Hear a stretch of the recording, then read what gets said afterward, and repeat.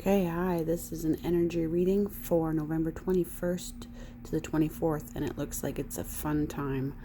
We're in Pada 3 of Anurata, and we're going to be going through the Sun and Mars conjunct, although they're starting to part ways a little bit. They're going to be transiting through Pada 3, which is going to take us from Libra into Scorpius constellations. So looks like we're heading into some really good Scorpio times. If we focus on what's central, these three swords, that's my card for Haumea asteroid. Because there's a lot of fertility, mother energy around Haumea asteroid. But what's interesting about that asteroid, it was discovered around Christmas. It's still going through a battle about her name. But she was nicknamed Santa Claus when she was found. So I'm looking at next to her with all of this Saturnian Capricornian energy and the portal. I'm kind of seeing Christmas and New Year's, okay, as a timeline for this. Now, obviously, we have this betrayal energy of the 10 swords, and of course the hand gesture that it's not dead yet, it's not over yet, right? But that's also according to Susan Shepard and her Black Moon astrology cards. Rest in peace, or rest in fire. Good on you, Susan Shepard. This is her card for Ketu, for South Node. And this is her card for North Node, Rahu. And that might not be her designations, but she's the one I got them from. So we do have the nodes here. And that is going to be your opportunities for escape. And the from and towards, and they work together, right, in timelines of every 18 or so years. But in terms of this, it would be, the emphasis on escape from and to together. They're working together here, of course. They typically do, but that they both show up here. Now the North Node is showing up with the King of Cups in reverse. Typically I read reversals in people as spirit guides, but I'm finding it not so clear this time. I do have a reverse King of Swords down in this other split of the deck, and he could be a spirit guide, but I kind of feel like these people are more actually this time. The way it's hitting me is that everybody's on this side of the veil. I'm taking the Hierophant card this time. I use it as my card for Chiron asteroid. Chiron actually combination comet as well. So bouncing back and forth between Uranus and Saturn. Stolen voices and bodies. And right there next to it, we have my card for Hebe, which is re-victimization if it's in the reverse. Well, it's an asteroid that's attached to that. If you look up hebephilia, why they named it Hebe. Well, anyway, why do they name half of what they name, half of what they name? But it can be, when they discovered that asteroid, it was an unexpected success after a long dry season of not finding any asteroids. Like years, possibly even 18 years if I'm remembering correctly. So there's something about that duration that's involved in this. But so this Pisces, I'm going to see this is Pisces, has the stolen voice, the stolen career, being echoed with this, totally connected to muses, but interestingly enough with the chaos magic star, Urania in this card, the mother god in reverse here with Janus asteroid of my card for Janus asteroid. So obviously communication down as well.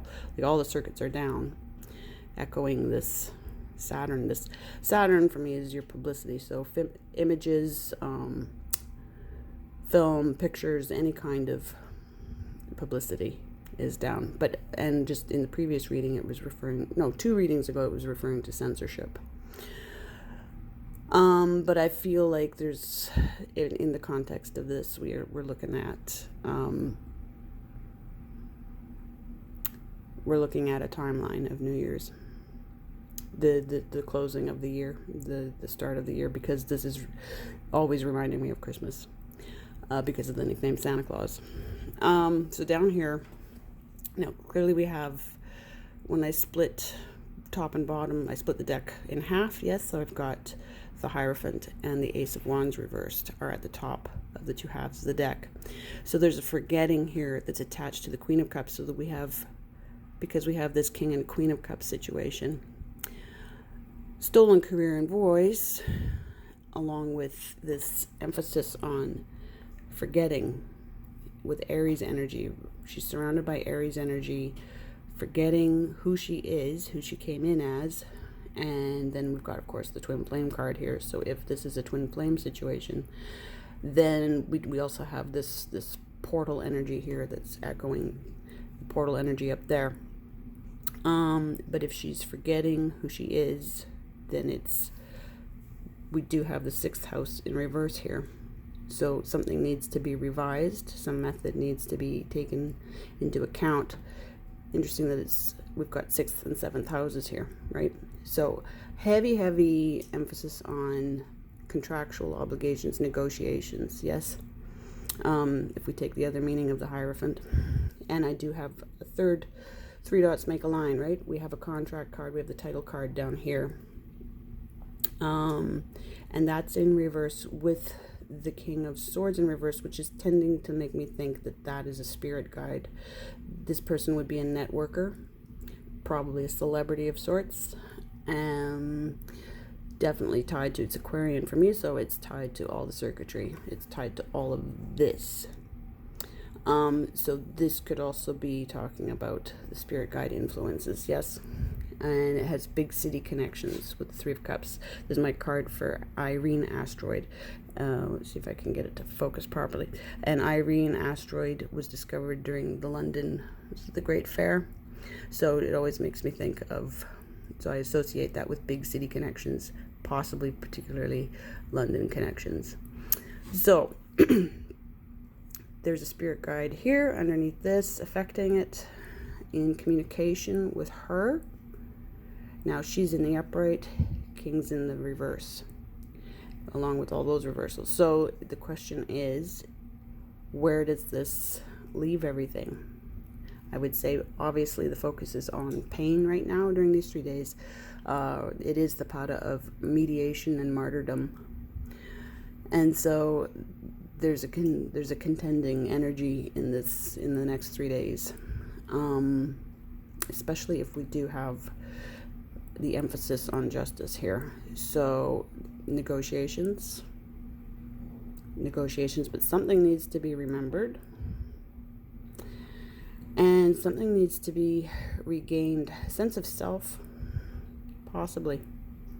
But clearly, yes, there's all this emphasis on contract, but I would say between now and Christmas, New Year's, this time Sagittarius brings healing, or at least those padas are about healing, and again, law work, actually, prolific writing, but Sagittarius starts off with root work and ancestral and oracle healing, fire starting, and peacemaking right around New Year's. So we'll see where, I think there's something of a projection towards that time in this situation. The 2 fish, eh? Those 2 fish swimming. How do we keep them together? All right, I'll be back in 3 days.